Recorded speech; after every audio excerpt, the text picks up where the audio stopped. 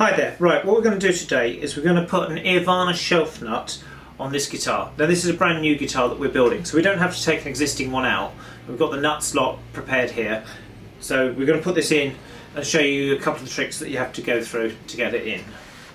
Right, now the Earvana nut that we've got, there's the packet, and here's the nut itself. And you can see from side view that there's like a little shelf that comes over the top here, and it cradles the edge of the fingerboard. So when we turn that round and put it in place on the guitar, the thing that you might notice first of all when you put it on is it slips down into the slot. We've not had to file any off the back edge of this like you might have to. You might have to file a little bit from this back edge if there's a too tight slot for it to go in. But this one will drop down in there.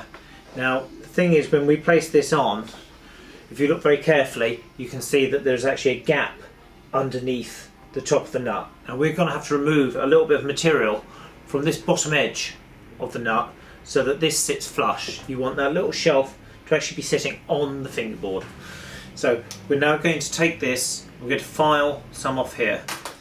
Right, so we know that we're going to need to remove a little bit of the plastic from the bottom of the nut. We're going to take it off this bottom surface, and we need to find out exactly how much to take off. Now you can do it little by little, filing it away until you actually get that to fit with no gap there. Just to give me an idea of where to start, I've actually gone and reached for a set of feeler gauges which we have in the workshop here. The sort of thing that you might use, you know, on a car when you're doing spark plug adjustment.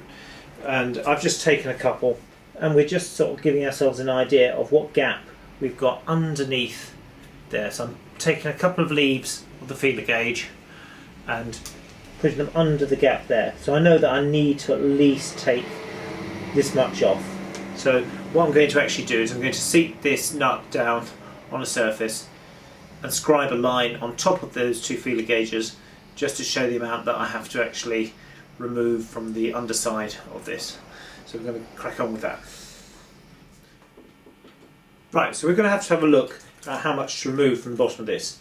Now what I'm actually going to do is I'm going to lay this on a hard surface, put the nut in front of it, and scribe a line there. Now obviously I'm going to turn it around so I can see it to do it here.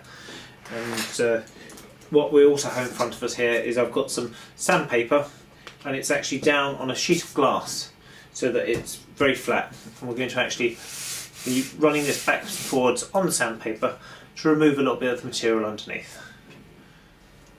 So I've actually scribed a line with a sharp blade on the back of this, and just to make it easier to see while I'm working, I'm just going to fill in that scribed line on the plastic with the pencil. Now there's a visible line on the nut there, right at the bottom. I'm going to sand that down. So trying to keep it upright, we're going to just run it backwards and forwards on this piece of sandpaper to try and take some height off.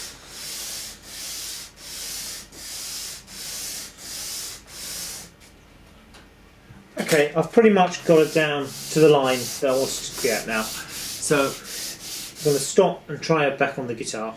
Okay, we've sanded some more down off here.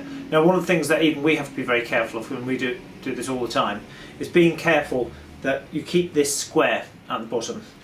Now the reason being is that when you get it in the slot, you don't want it to be leaning too far one way or too far the other. You want it to sit square so that the shelf sits firmly on the edge of the fingerboard here. I'll give you a close up and see if you can see that sitting neatly.